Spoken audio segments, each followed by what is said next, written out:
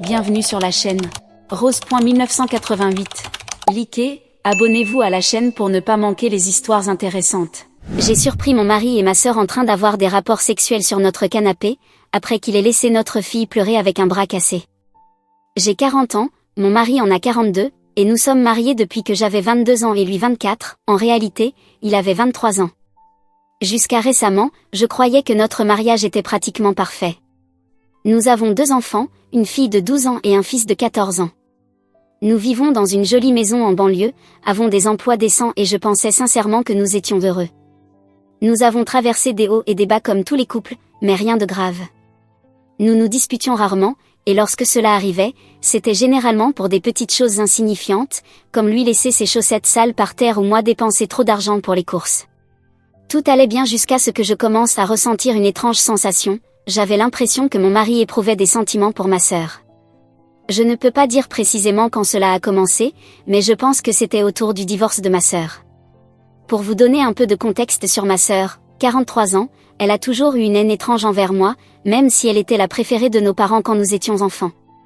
Par exemple, elle a eu une voiture pour ses 16 ans, tandis que moi, j'ai reçu un vélo d'occasion. Elle a toujours trouvé des moyens de me retirer des choses que j'aimais ou pour lesquelles j'étais douée quand j'étais plus jeune. J'adorais jouer au football, et j'étais plutôt bonne. Mon entraîneur m'a même dit que j'avais le potentiel de jouer au niveau universitaire un jour. Lorsque ma sœur a appris cela, elle a soudainement décidé de se mettre au football. Elle était correcte, mais honnêtement, pas meilleure que moi. Je ne cherche pas à me vanter, mais juste à dire la vérité. Un jour, elle s'est blessée à la cheville pendant un entraînement et a réussi à convaincre nos parents que c'était de ma faute. Elle a prétendu que je l'avais fait trébucher intentionnellement pendant un exercice, ce qui était complètement faux. J'étais de l'autre côté du terrain quand cela s'est produit, mais étant leur préféré, ils l'ont cru sans hésitation et m'ont interdite de jouer au football à nouveau. Ils m'ont même forcé à quitter l'équipe, ce qui a été humiliant car j'ai dû annoncer à tout le monde que je ne pouvais plus jouer, sans raison valable. Cela n'était même pas le pire. Elle m'a aussi volé mon premier petit ami au lycée. Il s'appelait Alan, et nous étions ensemble depuis environ 6 mois, ce qui représente une éternité quand on a 15 ans. Un jour, il m'a quitté sans raison, et la semaine suivante, il sortait avec ma sœur. Elle m'a également harcelé sans relâche tout au long du lycée, en répandant des rumeurs à mon sujet et en veillant à ce que je ne sois jamais invitée aux fêtes. Je suis restée assez seule et je n'ai rien dit à nos parents, car ils prenaient toujours son parti. Après le lycée, j'ai essayé de m'éloigner d'elle autant que possible. J'ai choisi d'aller à l'université dans un autre état pour m'échapper. C'est là que j'ai rencontré mon mari, lors de ma 2e année. Il était gentil et attentionné, tout ce que ma sœur n'était pas. Nous avons eu une relation pendant environ 3 ans avant de nous marier juste après notre diplôme. Ma sœur semblait même jalouse le jour de notre mariage. Elle portait du blanc qui fait ça à un autre mariage ? Et a essayé de rendre cette journée à propos d'elle. Mon mari a trouvé cela amusant à l'époque et a dit qu'elle était juste bizarre. Revenons au présent, je commençais à avoir cette sensation que quelque chose n'allait pas avec mon mari. Chaque fois que ma sœur appelait pour lui demander de l'aide, il laissait tout de côté pour l'aider, sans réfléchir une seconde. Besoin d'aide pour déplacer un canapé ? Il était là. Voiture en panne à 2 heures du matin ? Il traversait la ville pour aller la chercher. Problème d'ordinateur ? Il passait des heures à le réparer. Lorsque ma sœur et son mari ont divorcé il y a quelque temps, elle a immédiatement appelé mon mari et il s'est précipité chez elle, sans même m'en parler au préalable. C'était toujours comme ça, elle avait besoin de lui, il était là, sans poser de questions. Je l'ai confronté 1 ou 2 fois, mais il a toujours balayé cela d'un revers de main, en disant que c'était de la famille et qu'il voulait simplement être gentil. Il m'a fait sentir que j'étais paranoïaque ou jalouse, alors j'ai essayé de passer outre, mais cette sensation dans mon ventre ne m'a pas quittée. Il y a environ 2 mois, notre fille s'est cassé le bras après une chute de vélo. Nous l'avons emmenée tous les 2 à l'hôpital pendant que notre fils était chez un ami. Le médecin a confirmé que c'était une fracture nette, mais qu'elle devrait porter un plâtre pendant environ 6 semaines. Elle était assez déprimée car elle allait manquer son récital de danse et la fête de fin d'année à l'école. Une fois rentrée à la maison, notre fille a demandé si elle pouvait aller chez McDonald's car elle avait faim et la nourriture de l'hôpital était dégoûtante. Elle voulait aussi que son père reste avec elle. Elle a toujours été une véritable fille à papa. Je suis donc allée lui chercher son repas pendant qu'il restait à la maison avec elle. Je me souviens qu'il pleuvait ce soir-là, et que la file au drive était longue, ce qui m'a retardée. Lorsque je suis revenue, environ 30 minutes plus tard, j'ai trouvé mon mari sur le point de sortir, avec notre fille, en larmes, la suppliant de rester. Elle s'accrochait à sa jambe avec son bras valide, pleurant de douleur et lui demandant de regarder un film avec elle. Je me suis précipitée pour savoir ce qui se passait. Il m'a dit qu'il allait chez ma sœur parce qu'elle ne se sentait pas bien. Je lui ai demandé pourquoi il allait là-bas alors que sa propre fille venait de se casser le bras. Il m'a répondu que « ta sœur a besoin de moi », puis il est parti. Il a quitté la maison alors que notre fille était en larmes. J'étais furieuse. Après avoir installé notre fille avec son Happy Meal et mis son film Disney préféré, j'ai appelé mon fils pour lui dire de revenir à la maison. J'ai préparé des sacs pour moi et les enfants, et nous sommes allés chez ma tante. Elle était la seule de ma famille à reconnaître que ma sœur était une enfant gâtée, donc j'ai passé une bonne partie de mon enfance chez elle. Mon mari a appelé une dizaine de fois cette nuit-là, mais je n'ai pas répondu, trop en colère. Il a laissé un message vocal, disant que ma sœur avait une urgence, mais il n'a pas précisé de quel genre. Il a ajouté qu'il serait de retour le matin et que nous pourrions en discuter à ce moment-là. Ma tante a été formidable, elle a pris soin des enfants et s'est assurée qu'ils allaient à l'école. Elle leur a dit que j'avais la grippe. Je ne sais même pas ce que je demande ici, mais que feriez-vous à ma place ? J'ai l'impression que toute ma vie a été un mensonge et je ne sais pas par où commencer. Mise à jour 1. Je n'arrive pas à croire le nombre de commentaires que j'ai reçus. J'ai dû désactiver les notifications parce que mon téléphone ne cessait de vibrer. Merci à vous tous pour le soutien et l'amour que vous m'avez montré. Cela me fait me sentir moins seule, sachant qu'en dépit du fait que je ne connais aucun d'entre vous, vous êtes tous là pour moi. J'ai pris le temps de lire tous vos commentaires et vos conseils. Certains d'entre vous ont demandé plus de détails que je n'avais pas inclus dans mon post initial, alors je vais essayer de répondre à ces questions. L'un d'entre vous a demandé si ma sœur et moi avons des types de corps différents, et oui, c'est le cas. Elle a toujours détesté le fait que je sois plus mince qu'elle et n'a jamais hésité à commenter mon poids à chaque occasion, même après avoir eu 2 enfants. Je suis toujours plus petite qu'elle, ce qui a toujours été un point sensible entre nous. Elle disait des choses comme « ça doit être bien de manger ce que tu veux et de ne pas prendre de poids » ou « tu devrais manger un burger, tu as l'air malade ». De mon côté, j'ai toujours eu des problèmes d'image corporelle et j'ai souffert d'un trouble alimentaire pendant mes années universitaires, ce qu'elle sait d'ailleurs. Voici ce qui s'est passé, depuis que j'ai découvert la vérité, je dors à peine et je mange encore moins. Ma tante a pratiquement dû me forcer à manger quelque chose chaque jour. J'ai expliqué à mes enfants que des problèmes au travail me rendaient triste, et ils m'ont cru, ce qui m'a soulagée, car je n'arrive toujours pas à leur dire la vérité sur leur père. Ma fille me demande sans cesse quand nous rentrerons à la maison, et ça me brise le cœur à chaque fois.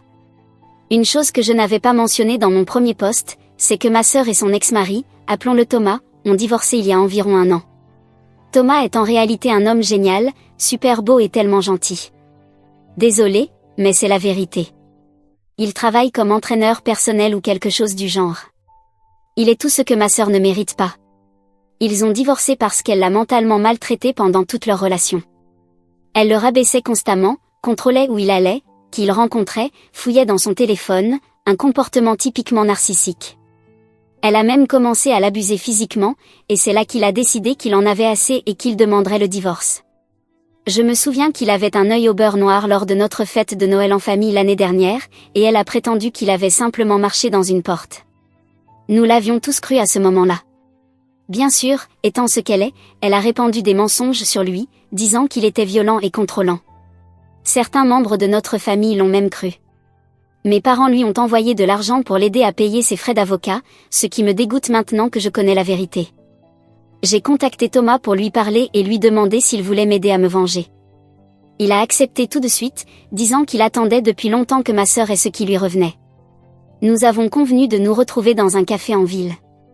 J'étais nerveuse à l'idée de le revoir, car nous n'avions jamais beaucoup parlé lorsqu'il était marié à ma sœur. Elle le tenait éloigné du reste de la famille, surtout de moi. Nous nous sommes retrouvés et avons parlé pendant des heures de la façon dont elle l'avait maltraité, et il m'a dit qu'il avait aussi des doutes sur les sentiments qu'elle éprouvait pour mon mari. Il m'a raconté qu'il arrivait parfois à la maison et qu'il les trouvait assis bien trop près l'un de l'autre sur le canapé, ou qu'elle riait trop fort aux blagues de mon mari. Des détails qui semblaient insignifiants à l'époque, mais qui prennent tout leur sens maintenant. Je lui ai expliqué ce que j'avais vu, et nous avons décidé de mettre en place notre plan de vengeance. Tout d'abord, nous avons signalé ma sœur à la police pour les abus qu'elle avait infligés à Thomas. Au début, l'officier était sceptique, étant donné qu'il s'agissait d'une victime masculine, mais Thomas avait encore un bleu sur le bras, là où elle l'avait frappé avec un cadre photo, et il avait des messages de menace de sa part. La police nous a dit qu'ils commenceraient l'enquête et nous ont conseillé de consulter un avocat. Je ne sais pas si cela aboutira légalement, mais au moins cela figure dans les dossiers maintenant. Ensuite, j'ai pris tout l'argent du compte commun que mon mari et moi partagions et je l'ai transféré sur un nouveau compte à mon seul nom. C'était environ 15 000 $, ce qui n'est pas énorme, mais suffisant pour m'aider à démarrer seule. Je ne sais pas si c'est légal, mais franchement, je m'en fiche à ce stade. Comme la maison que nous possédons appartient uniquement à mon nom, car elle a été héritée de mes grands-parents, j'ai décidé de le mettre dehors. Mon nom figure uniquement sur l'acte de propriété. J'ai engagé un avocat et entamé la procédure de divorce, bien que je sache que cela allait être un long et difficile combat. Mais j'étais prête à tout pour m'éloigner de lui. Mon avocat m'a dit que j'avais un bon dossier pour obtenir un règlement favorable, vu les circonstances, surtout parce que j'ai des preuves de l'infidélité. J'avais pris des photos avec mon téléphone avant de partir ce jour-là, ce que j'avais oublié de mentionner dans mon dernier post. Plus tard cette semaine-là, j'ai expliqué toute la situation à mes enfants. Je sais que certains d'entre vous m'ont conseillé d'attendre, mais je ne pouvais pas continuer à leur mentir.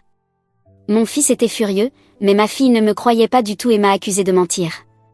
Elle a prétendu que j'inventais tout parce que j'étais jalouse de sa relation avec son père. Ça m'a blessée, mais je comprends, elle essaie juste de se protéger d'une vérité douloureuse. Je lui ai dit que, même si elle pensait que je mentais, je ne l'empêcherais pas de voir son père si elle le voulait.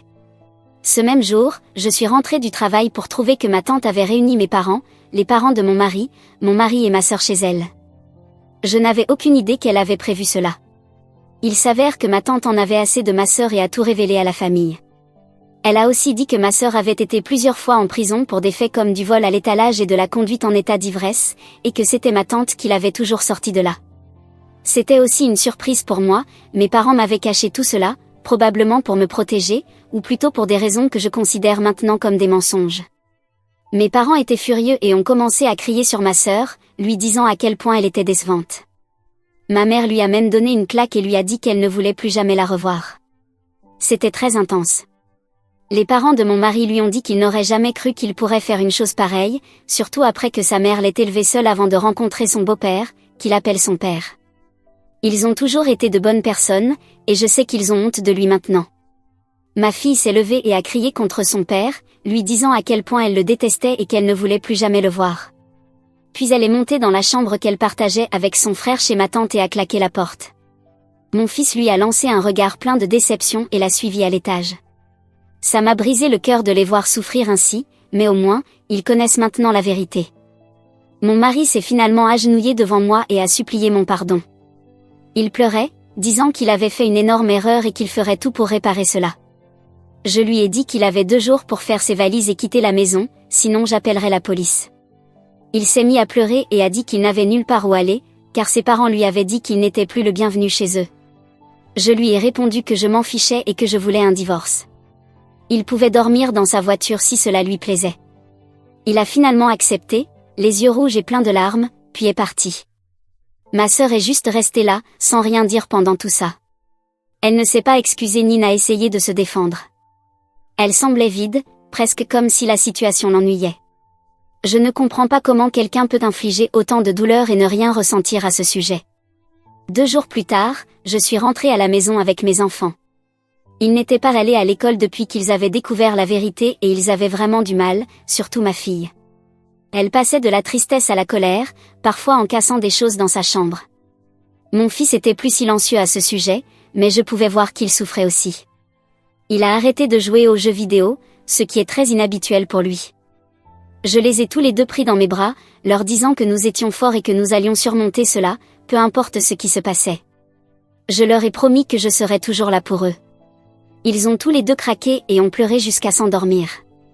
Je les ai réveillés pour les emmener dans leur lit, puis je suis descendue et j'ai eu mon propre effondrement. Je ne peux pas laisser mes enfants voir à quel point tout cela est difficile pour moi. Je dois être forte pour eux. J'ai entendu la sonnette de la porte et j'ai cru que c'était mon ex qui revenait, mais c'était Thomas. Il était venu vérifier comment j'allais, car je ne répondais pas à mes appels. Mon téléphone était en mode silencieux. Il est resté avec moi pendant que je pleurais, me disant que je ne pouvais pas faire ça toute seule. C'était agréable de tout laisser sortir avec quelqu'un qui comprenait ce dont ma sœur était capable. Il est resté sur le canapé cette nuit-là, et quand je me suis réveillée, il avait préparé le petit déjeuner pour moi et les enfants. Ce n'était que des œufs et du pain grillé, mais c'était agréable de ne pas avoir à le faire moi-même pour une fois. Les enfants semblaient apprécier sa présence. Il leur a demandé s'ils voulaient aller quelque part de spécial avec lui, comme à l'arcade ou au cinéma. Ils ont haussé les épaules. J'étais sur le point de lui dire que ce n'était pas grave, qu'il n'avait pas à y aller, mais il a réussi à les convaincre, et ils ont finalement accepté, courant dans leur chambre pour se préparer. Je lui ai fait un gros câlin et je l'ai remercié, il m'a rendu l'étreinte en me disant de prendre tout le temps dont j'avais besoin pour avoir un peu de clarté. Mes enfants ont toujours été proches de Thomas. Il était marié à ma sœur pendant environ 7 ans et c'était toujours lui qui jouait avec eux lors des réunions familiales, tandis que ma sœur les ignorait lorsqu'ils rentraient à la maison. Plus tard, j'ai presque recommencé à pleurer en voyant ce qu'il avait fait. Thomas avait commandé leur plat préféré à emporter et ils étaient assis sur le canapé en train de manger, tandis que ma fille s'était blottie contre lui, les yeux rouges à force de pleurer. Je me suis discrètement déshabillée, enlevant mes chaussures et ma veste, avant de les rejoindre avec un sourire. Mon fils est venu me donner un gros câlin, et nous avons tous passé une soirée agréable ensemble. C'était la première fois que je les voyais sourire depuis des jours. J'ai eu une conversation avec mes enfants, et ils ont accepté que nous commencions tous à voir des thérapeutes. Thomas les a aidés à accepter cela, car lui-même en voit un. Après tout ce qui s'est passé avec ma sœur, j'ai trouvé un thérapeute familial spécialisé dans les traumatismes liés au divorce. Nous avons notre premier rendez-vous la semaine prochaine. Mon mari continue d'envoyer des messages et de m'appeler, mais je l'ai bloqué. J'ai aussi coupé les ponts avec mes parents, du moins pour l'instant. Je suis encore trop en colère contre eux pour m'avoir caché les problèmes juridiques de ma sœur et avoir toujours pris son parti. Je me suis faite tester pour les IST, et tout est clair, Dieu merci. Voilà tout pour le moment. Je vous tiendrai au courant si quelque chose d'autre se passe. Merci à tous pour votre soutien. Mise à jour 2. Salut à tous. Cela fait un moment que je n'ai pas donné de nouvelles. J'ai été super occupée entre le travail, la thérapie de mes enfants et tout le reste. Les choses commencent à aller mieux pour moi, et je commence à me sentir bien à nouveau, surtout grâce à Thomas. Beaucoup d'entre vous m'ont demandé des nouvelles, donc voici la mise à jour. Désolée pour le délai. Ma fille essaie de faire de son mieux, mais c'est encore vraiment difficile pour elle.